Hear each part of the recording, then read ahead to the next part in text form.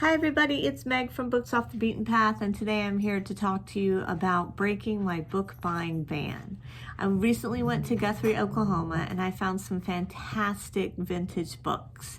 Now, you don't have to go to Guthrie, Oklahoma to find some fantastic vintage books, but I sure did, and I bought them. And I want to show them to you. Some of them, you may recognize the authors. Some of them I didn't recognize at all, but I had to have them because of the names or the context of it or something. So first we're going to start with, and I took some notes on it. This one is called, this is the Daphne du Maurier that I have not read. It's called The House on the Strand. And apparently we've got some hallucinogenic drugs going on in this one. And we've got a guy who is going to live in this house by the Strand, or the house on the Strand, and he is offered some hallucinogenic drugs, which takes him back in time, where he falls in love with someone from medieval times. And he keeps wanting to take the drugs, and so he can go back and see her and everything like that. And it sounds pretty interesting. It's got a little map in it. Little map on the front, and I love that. And I'm not familiar with this one. I thought I knew all the Daphne du Mauriers. I thought I had read all of them, but I have to admit I haven't read Frenchman's Creek.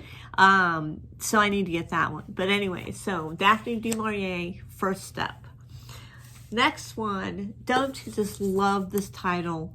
Date with a Career. Now this is apparently about a young woman who wants to be a dress designer.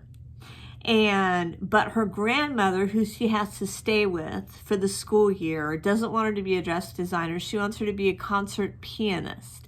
So she makes her take piano lessons. Now, you would think that if you wanted your granddaughter to be a concert pianist, that they would exhibit some talent in music. Well, apparently this grandmother doesn't think that's necessary. She just thinks she can't be a dress designer.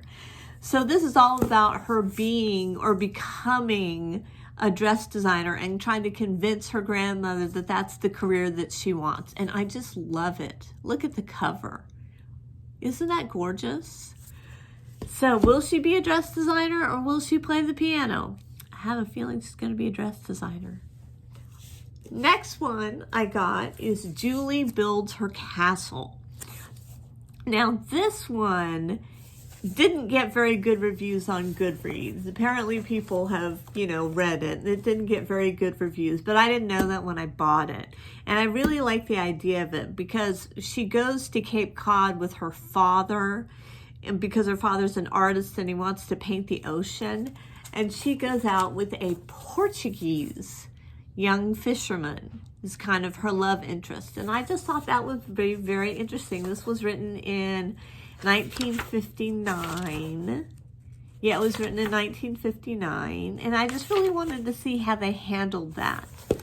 Sort of I don't know when, I'm not up on my Lucy and Ricky thing, but I know that that was quite scandalous at the time. And so I'm wondering if it's just as scandalous in Julie Builds Her Dream Castle. Now this one is very precious to me because it's in really bad shape, but it's beautiful. It's called Patsy's Progress.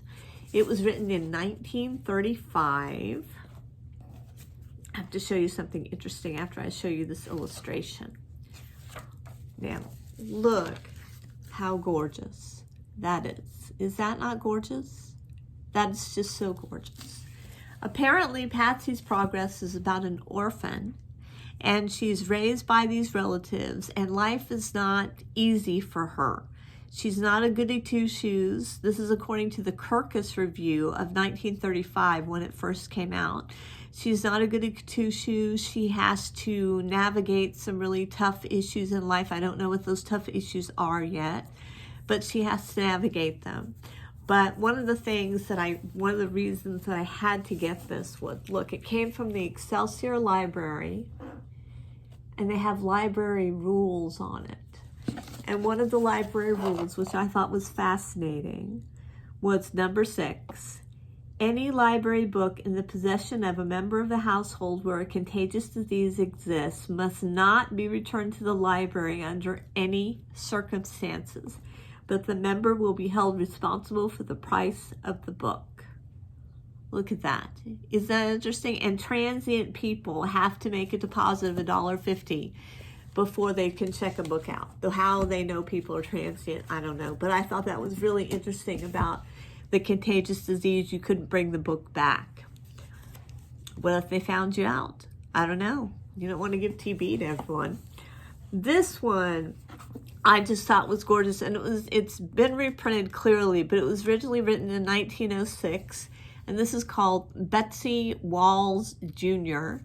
And this is about, I just thought this was the most amazing premise. This is about these women. Let me show you an illustration here.